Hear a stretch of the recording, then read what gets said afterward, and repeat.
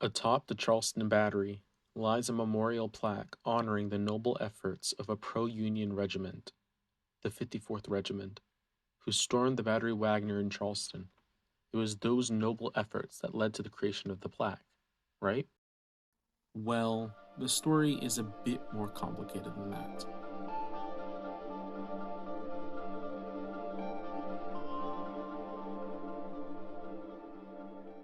First, you need to know the context.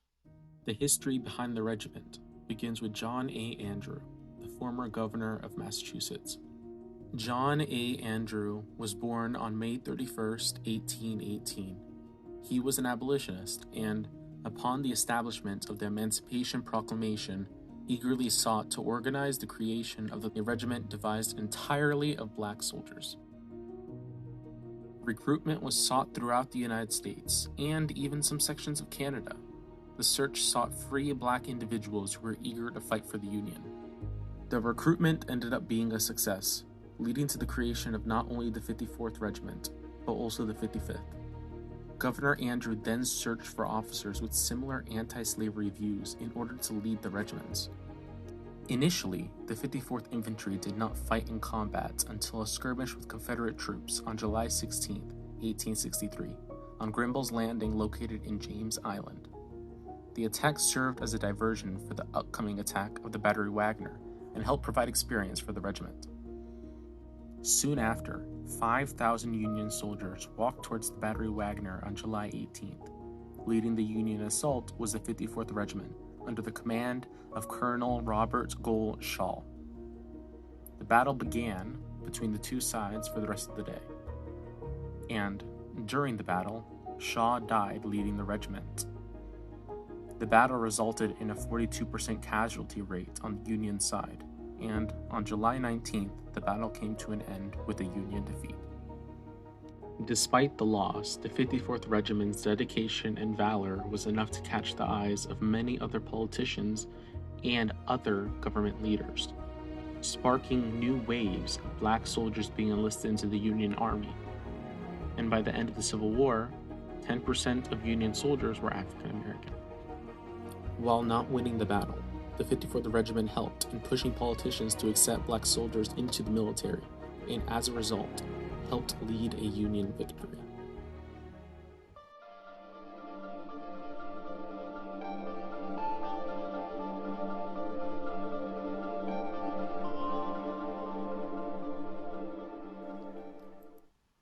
After the events of the war, the regiment was restationed and then eventually dissolved. Former regiment members wanted to honor their brethren with a memorial in Charleston, but said memorial was denied due to political climates at the time. Charleston, previously being part of the Confederacy, has a lot of bad history, and with that, some who agree with those who enacted the aforementioned bad parts of history. On the 150th anniversary of the Civil War, Confederate sympathizers came together to host a party to celebrate and honor the Confederacy. As expected, the press caught up to the situation and denounced the celebration profusely, leading to uproar and division among Charleston's inhabitants. Within the uproar, an organization revived itself comprised of followers of the 54th Regiment, calling themselves the 54th Massachusetts Volunteer Regiment.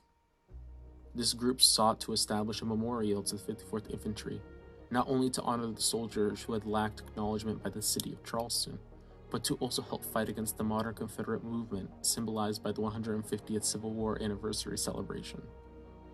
It was this group that established two separate memorials, one on Morris Island that could only be seen by being upon the water, and one atop the battery, that being the plaque. In order to properly document the memorial, I took a trip to find the plaque myself.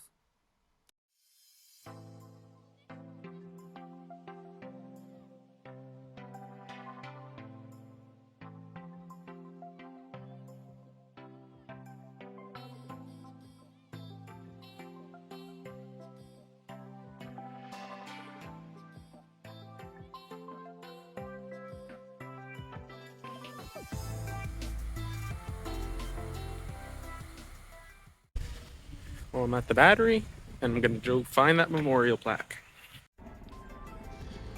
And after a long look, here it is. When the plaque was first being installed, the mayor unveiled it with little fanfare, honoring it with a wreath. Then, immediately after unveiling the plaque, went to the nearby Confederate monument and honored it as well. Joe Riley stated, after questions about the event, the placement of the two wreaths was an inclusive, educational, inspirational, and unifying experience. We come here today not as Southerners or Northerners. We come here as Americans. Today, the plaque has been maintained objectively poorly, especially when compared to the statues of the Confederacy nearby. The plaque hasn't been properly treated, leaving the carved artistry almost incomprehensible.